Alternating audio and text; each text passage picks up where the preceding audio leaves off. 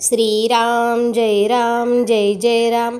आपण ऐकत आहोत गोंदवलेकर महाराजांची प्रवचने. 15 फेब्रुवारी. जेथे नाम तेथे मी आहेच. मला नामात पहा असे मी म्हणतो, याचा अर्थ मी देहात नसून माझी वस्ती नामातच असते. कारण आपले मन जिथे असते तिथेच आपण खऱ्या अर्थाने असतो. समजा तुम्ही यात्रेला गेला आहात, पण मन घराबद्दल चिंतन करीत असेल, तर तुम्ही देहाने क्षेत्रात असला तरी खऱ्या अर्थाने घरीच आहात असे नाही का होत? त्याप्रमाणे तुम्हाला जर कुणी विचारले की तुम्ही कुठे असता, तर आम्ही नेहमी विषयातच असतो असे सांगावे लागेल.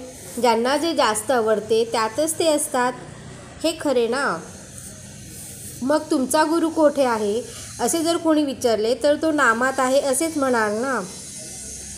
म्हणून जिथे नाम चालू आहे तिथे मी आहेच. जो नामस्मरण करतो त्याच्या मागे पुढे मी उभा आहे. शास्त्री पंडित म्हणतात की आमच्याकरता ज्ञानमार्ग आहे, पण त्यांच्या लक्षात येत नाही की तो अत्यंत कठीण आहे. त्यात अभिमान नष्ट होण्याऐवजी वाढण्याचा संभव जास्त असतो. ब्रह्मम सत्य जगत मिथ्या हे तत्त्व त्यांच्या बुद्धीला पटते, पण त्यांच्या अनुभवाला मात्र येत नाही. जग मिथ्या आहे असे ते म्हणतात, पण आपल्या देहाला मात्र सत्य मानतात. नुसत्या विचाराने देहाचे मिथ्यत्व अनुभवाला येणे अत्यंत कठीण आहे.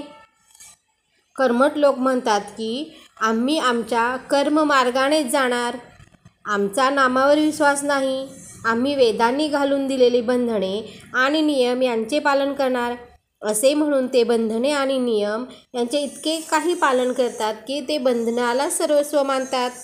त्यांच्या हे लक्षात येत नाही की ईश्वर प्राप्ती हे साध्य असून बंधने आणि नियम हे साधनरूप आहेत.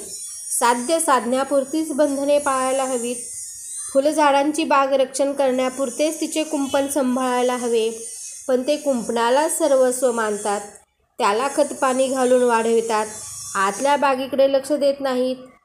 वैदिक कर्माने चित्तशुद्धी होते हे मी मान्य करतो, परंतु ज्या भगवंताची प्राप्ती व्हावी म्हणून चित्तशुद्धी करायची, त्या भगवंताचे अधिष्ठान जर वैदिक कर्मांना नसेल, तर कर्ममार्गाचे पर्यावसान कर्मठपणात होते.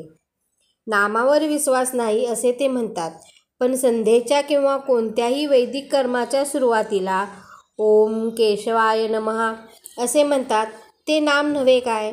वेद म्हणजे भगवंताची स्तुती होय.